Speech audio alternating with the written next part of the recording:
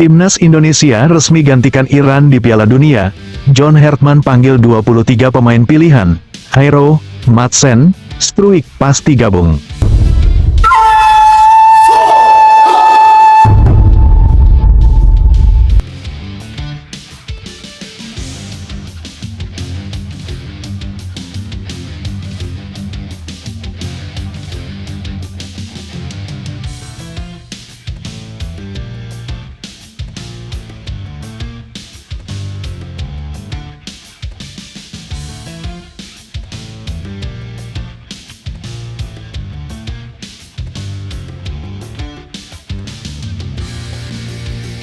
Berita terbesar, terpanas, dan paling dramatis sepanjang sejarah sepak bola Indonesia akhirnya menjadi kenyataan.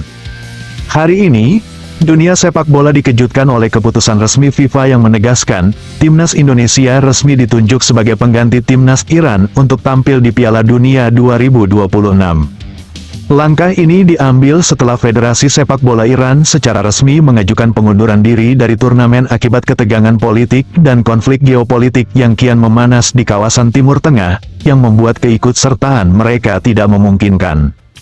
Keputusan otoritas sepak bola dunia ini otomatis menempatkan Indonesia mengisi posisi Iran di grup G, sebuah grup yang dijuluki sebagai grup neraka berisi lawan-lawan raksasa sepak bola dunia, Belgia, tim Eropa yang selalu diunggulkan dengan deretan bintang kelas dunia, Mesir, kekuatan utama sepak bola Afrika yang memiliki gaya permainan tangguh dan teknis, serta Selandia Baru, tim dari Oseania yang dikenal dengan fisik kuat dan semangat juang tinggi. Bagi Indonesia, jalan yang terbentang sangat terjal dan penuh tantangan, namun pelatih kepala John Hertman justru melihat ini sebagai peluang emas untuk menorehkan sejarah emas. Tak butuh waktu lama setelah pengumuman itu terdengar, Hertman langsung bergerak cepat dan tegas. Ia merilis daftar resmi berisi 23 pemain terbaik pilihan yang akan memperkuat skuad Garuda di panggung tertinggi sepak bola dunia. Dan yang paling membuat seluruh supporter Indonesia histeris, daftar ini dihiasi oleh kehadiran 3 bintang yang kini berkarir di liga-liga utama Eropa yang telah lama ditunggu-tunggu kehadirannya, Hairo Riedewald, Ian Madsen, dan Pascal Struijk. Ketiga nama besar ini telah mengonfirmasi kesiapan penuh untuk bergabung dalam pemusatan latihan TC, dan membela kebanggaan Merah Putih, melengkapi kekuatan pemain-pemain lokal berbakat yang sudah menjadi tulang punggung timnas selama ini. Dalam konferensi pers akbar yang digelar pagi ini, Hertman tampil penuh percaya diri, memegang daftar nama skuad, dan berbicara dengan nada tegas dan penuh semangat. Ia menegaskan bahwa meskipun Indonesia hadir melalui jalur pengganti, hal itu sama sekali tidak mengurangi ambisi besarnya untuk membawa kejutan. Orang-orang mungkin berkata, Indonesia hanya masuk karena ada tim yang mundur, biarkan mereka berbicara sesuka hati. Bagi saya, kesempatan tampil di Piala Dunia adalah kehormatan terbesar, dan kami datang ke sini bukan sekadar untuk berfoto atau sekadar hadir. Kami datang untuk bertanding, kami datang untuk bersaing, dan kami datang untuk mengguncang dunia, ujar Hertman dengan suara lantang, disambut sorak-sorai ratusan pendukung yang hadir. Pelatih asal Inggris yang dikenal dengan kemampuannya mengangkat performa tim-tim Asia ini juga memaparkan persiapan matang yang telah ia susun. Menurutnya, ia sudah mengamati dengan teliti gaya permainan Belgia yang mengandalkan penguasaan bola dan serangan balik cepat, kekuatan fisik serta serangan sayap Mesir, dan juga ketangguhan permainan udara Selandia Baru. Strategi khusus telah disiapkan untuk melubangi pertahanan setiap lawan tersebut. Kami tahu lawan kami sangat hebat. Belgia punya kualitas individu luar biasa, Mesir sangat sulit dikalahkan, dan Selandia Baru sangat berbahaya di bola mati. Tapi, lihat apa yang kami miliki sekarang, lanjut Hertman sambil menunjuk ke arah daftar nama pemain. Kehadiran Hairo Riedewald akan memberikan kestabilan dan visi permainan di lini tengah. Ian Madsen adalah mesin serangan sekaligus benteng pertahanan di sisi kanan dan kiri lapangan. Pascal Struijk adalah sosok kokoh yang akan menjaga pertahanan kami agar sulit ditembus. Ditambah dengan semangat juang tinggi para pemain dalam negeri, saya yakin kami bisa menciptakan kejutan demi kejutan. Sementara itu, Hairo Riedewald yang dihubungi terpisah menyatakan kebahagiaannya tak terhingga bisa akhirnya bergabung secara resmi. Ini adalah mimpi yang menjadi kenyataan. Darah Indonesia mengalir di tubuh saya, dan sekarang saya punya kesempatan membela negara ini di panggung dunia. Kami siap bekerja keras, kami siap berjuang habis-habisan, kami ingin membuktikan bahwa sepak bola Indonesia punya kualitas yang bisa diperhitungkan dunia, ujar gelandang yang pernah berlaga di Liga Utama Inggris itu. Hal senada disampaikan Ian Madsen dan Pascal Struijk. Keduanya berjanji akan memberikan kemampuan terbaiknya demi nama besar Indonesia. Kami tahu ekspektasi masyarakat sangat tinggi, tapi kami juga punya kepercayaan diri tinggi. Kami akan berikan segalanya di setiap pertandingan, kata Struijk, bek tangguh yang kini bersinar di Liga teratas Belanda. Berita kebangkitan Indonesia ini langsung menjadi pembicaraan utama di seluruh media internasional. Banyak pengamat sepak bola yang mulai melirik potensi skuad Garuda.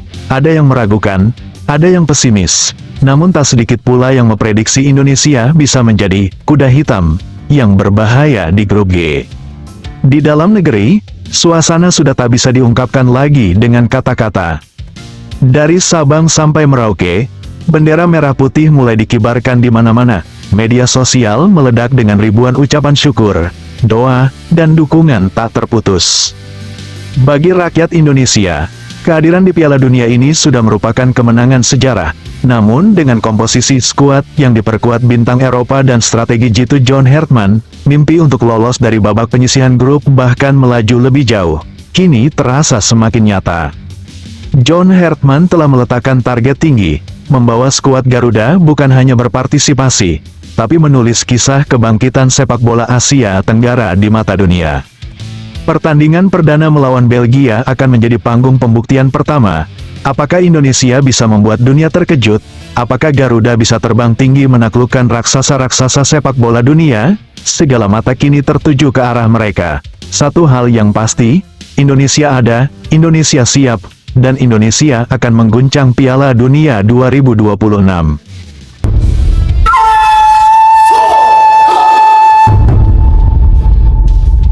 Ranking FIFA Timnas Indonesia auto melejit gila-gilaan, usai Garuda libas Oman dan Mozambik di FIFA Matchday.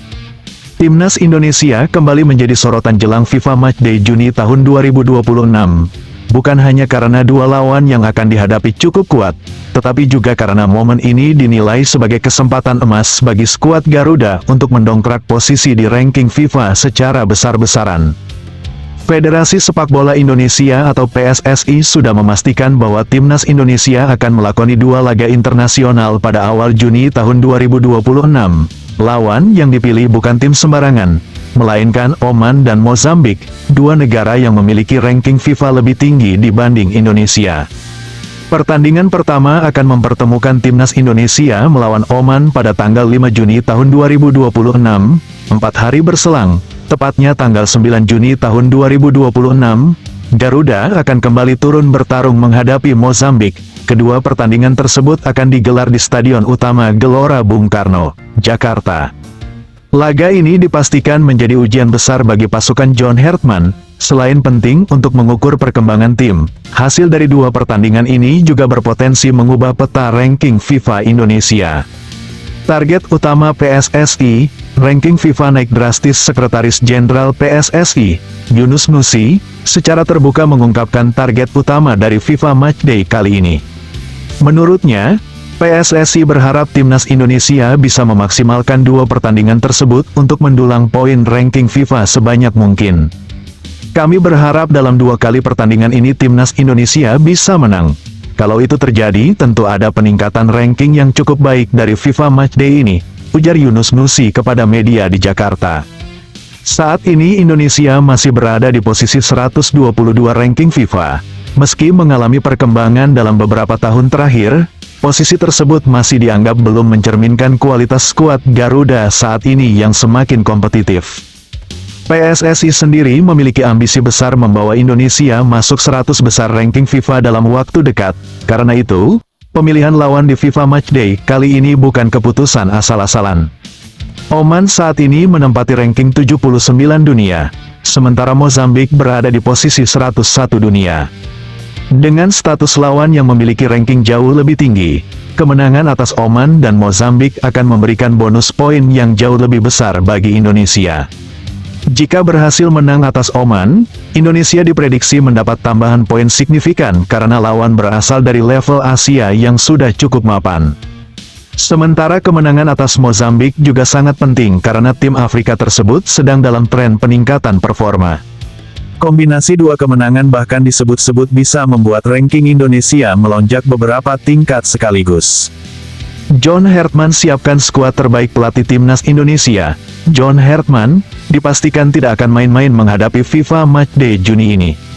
Ex-pelatih Kanada tersebut ingin menjadikan dua laga ini sebagai simulasi penting untuk membangun fondasi tim yang lebih kuat ke depan.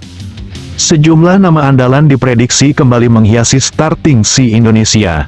Kapten Jay Izes kemungkinan besar kembali menjadi komando utama di lini belakang. Bek jangkung yang bermain di Eropa itu dinilai sebagai sosok penting dalam menjaga keseimbangan pertahanan Garuda. Di lini tengah, Tom Haye dan Ivar Jenner diprediksi menjadi motor permainan. Keduanya punya visi bermain yang solid serta kemampuan distribusi bola yang dibutuhkan untuk mengontrol tempo pertandingan. Sementara lini depan akan mengandalkan kreativitas Ragnar Oratmangun, Rafael Struijk, dan Marcelino Ferdinand. Marcelino sendiri diprediksi kembali jadi pembeda berkat agresivitas dan keberaniannya dalam menusuk pertahanan lawan. Dukungan supporter di GBK juga diyakini akan menjadi kekuatan tambahan. Bermain di kandang sendiri membuat timnas Indonesia punya modal mental lebih baik. Atmosfer panas Stadion Utama Gelora Bung Karno selama ini kerap membuat lawan kesulitan mengembangkan permainan.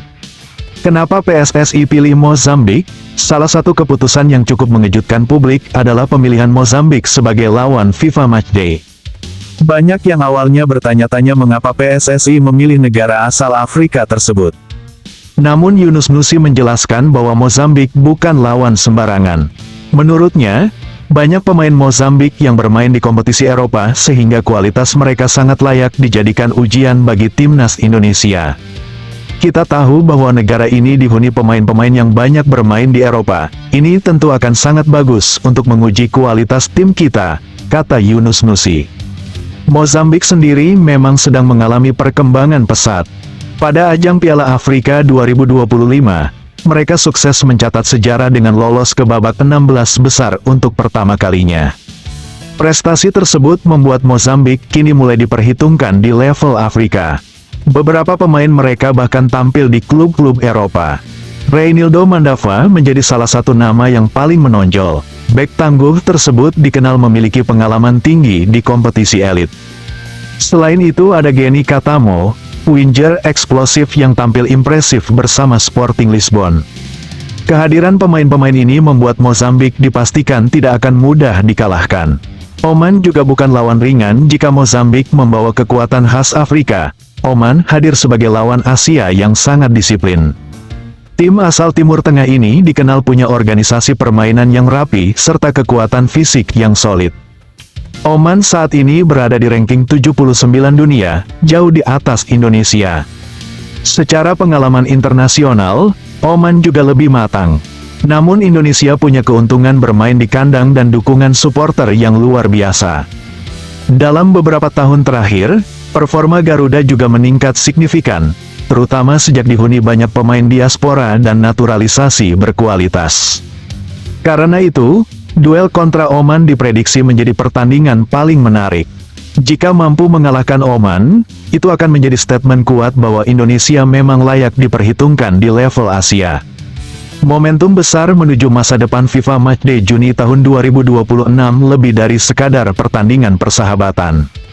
Dua laga ini bisa menjadi momentum penting untuk mengangkat kepercayaan diri tim sekaligus memperbaiki citra Indonesia di mata dunia. Ranking FIFA yang lebih baik akan sangat menguntungkan Indonesia dalam berbagai agenda internasional berikutnya. Mulai dari undian turnamen, peluang menghadapi lawan yang lebih kompetitif, hingga peningkatan gengsi sepak bola nasional. Kini harapan besar publik tertuju pada skuad asuhan John Hartman. Mampukah timnas Indonesia menyapu bersih dua kemenangan dan membuat ranking FIFA meroket? Atau justru Oman dan Mozambik akan menjadi batu sandungan baru? Semua akan terjawab pada 5 dan tanggal 9 Juni tahun 2026. Satu hal yang pasti, Garuda sedang terbang tinggi dan siap mengejutkan dunia. Momentum besar yang sedang dibangun timnas Indonesia kini berada di titik puncaknya. Dua laga krusial di FIFA Matchday Juni tahun 2026 melawan Oman dan Mozambik bukan sekadar jadwal pertandingan biasa, melainkan gerbang emas yang terbuka lebar bagi skuad Garuda untuk mengukir sejarah baru di peta sepak bola internasional. Seluruh persiapan, kerja keras, strategi matang, hingga dukungan luar biasa dari jutaan supporter kini tertumpu sepenuhnya di pundak para pemain dan pelatih asuhan John Hartman, dengan satu tujuan utama, meraih kemenangan mutlak dan mendongkrak posisi Indonesia di peringkat FIFA secara drastis, bahkan melesat gila-gilaan menuju jajaran 100 besar dunia. Banyak pundit sepak bola, pengamat, hingga pengamat statistik sepak bola internasional sepakat bahwa jadwal yang disusun PSSI kali ini adalah langkah paling cerdas dan strategis dalam beberapa dekade terakhir. Memilih dua lawan yang peringkatnya jauh di atas Indonesia, Oman di posisi 79 dan Mozambik di posisi 101, bukanlah tindakan nekat, melainkan perhitungan matang untuk mendapatkan nilai tambah poin peringkat yang maksimal. Dalam sistem perhitungan poin FIFA, mengalahkan tim dengan peringkat lebih tinggi akan memberikan imbalan poin yang jauh lebih besar dibandingkan mengalahkan tim yang berada di bawah kita. Artinya, jika timnas Indonesia sukses meraih kemenangan di kedua laga tersebut, lonjakan peringkat yang terjadi bukan sekadar naik 3 atau 5 tingkat, melainkan bisa melompat belasan hingga puluhan tingkat sekaligus. Posisi Indonesia yang kini masih tertahan di urutan 122 dunia, diprediksi bisa langsung melesat masuk ke dalam jajaran 100 besar, bahkan berpotensi menembus urutan ke-90 atau lebih tinggi lagi, jika hasil yang didapatkan benar-benar sempurna. Ini adalah momen yang sudah lama ditunggu-tunggu oleh seluruh elemen sepak bola tanah air. Selama bertahun-tahun, Indonesia seringkali terjebak di peringkat bawah, membuat nama besar sepak bola Indonesia seringkali dianggap sebelah mata oleh negara-negara lain, bahkan di kawasan Asia Tenggara sekalipun. Namun, semuanya perlahan berubah drastis sejak kebijakan pembinaan pemain diaspora dan naturalisasi digarap secara serius dan terstruktur. Kini, Indonesia tidak lagi hanya mengandalkan talenta lokal dalam negeri, tetapi memiliki skuad yang diisi oleh pemain-pemain yang berkompetisi di liga-liga papan atas Eropa, Amerika, hingga Asia. Kualitas teknis, taktik, kekuatan fisik, hingga pengalaman bertanding para pemain Garuda kini sudah setara, bahkan dalam beberapa aspek lebih unggul, dibandingkan tim-tim yang dulu dianggap jauh lebih hebat. Kehadiran pelatih John Hartman pun menjadi kunci pengubah permainan. Pelatih yang sukses besar membawa timnas Kanada tampil di Piala Dunia 2022 dan mengubah wajah sepak bola negara tersebut, kini menerapkan pola kerjasama, disiplin tinggi, dan mentalitas juara yang sama ke dalam tubuh timnas Indonesia.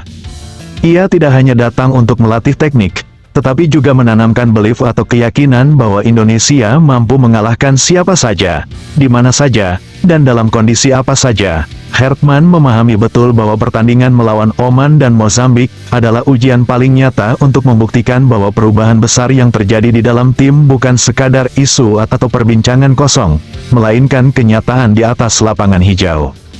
Susunan pemain yang diprediksi akan diturunkan pun menunjukkan bahwa Hartman tidak akan main-main. Di lini pertahanan, JIZ akan kembali menjadi benteng utama.